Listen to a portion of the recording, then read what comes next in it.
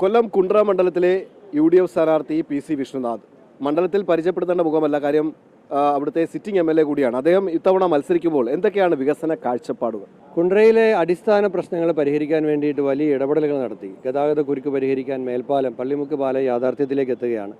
എത്രയും വേഗം അതിന് നിർമ്മാണം പൂർത്തിയാക്കണം.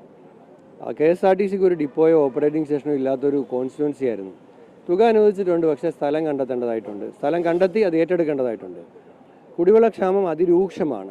പെരിനാട് ശുദ്ധജല പദ്ധതിക്ക് 143 കോടി രൂപ അനുവദിച്ചു. ട്രീറ്റ്മെൻറ്റ് പ്ലാന്റിനുള്ള സ്ഥലം വാങ്ങി, പക്ഷേ അതിൽ ഇനിയും മുന്നോട്ട് പോകേണ്ടതായിട്ടുണ്ട്.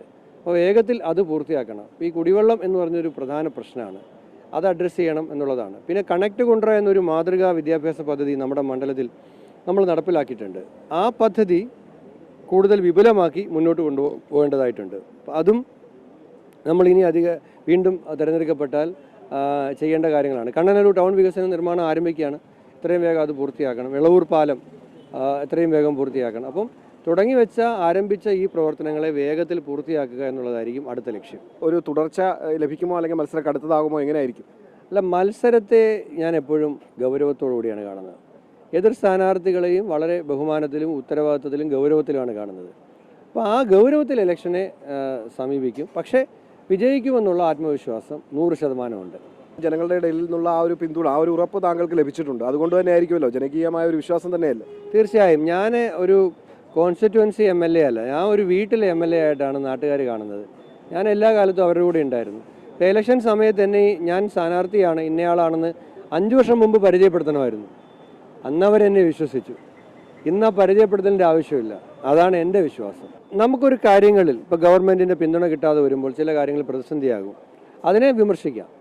പക്ഷേ രാഷ്ട്രീയപരമായ ലക്ഷ്യത്തോടു കൂടിയിട്ടുള്ള വിമർശനം ഉന്നയിക്കുന്നവർ ഉന്നയിക്കുന്നുണ്ടെങ്കിലും ജനങ്ങൾ അതിനെ രാഷ്ട്രീയ വിമർശനമായി തന്നെ കണ്ടു തള്ളിക്കളയും. വികസന പ്രവർത്തനങ്ങൾ അത് സർക്കാരിൻ്റെതാണോ അതോ MLAയുടേതാണോ എന്ന തരത്തിൽ 2 തട്ടിൽ ആൾക്കാർ സംസ്ഥാനത്തിലേക്ക് സർക്കാരിൻ്റെ ഫണ്ടല്ലാതെ എനിക്ക് തമിഴ്നാട് സർക്കാരിൻ്റെ ഫണ്ട് കിട്ടുമോ?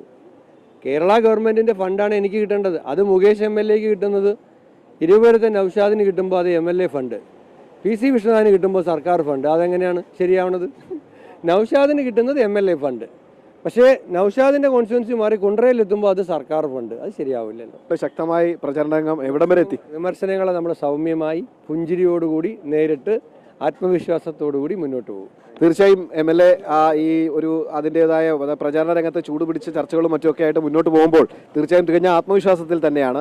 പ്രദീപ് വാളത്തുകുലിനൊപ്പം സുധീഷ്, അമൃത ന്യൂസ്, കൊല്ലം.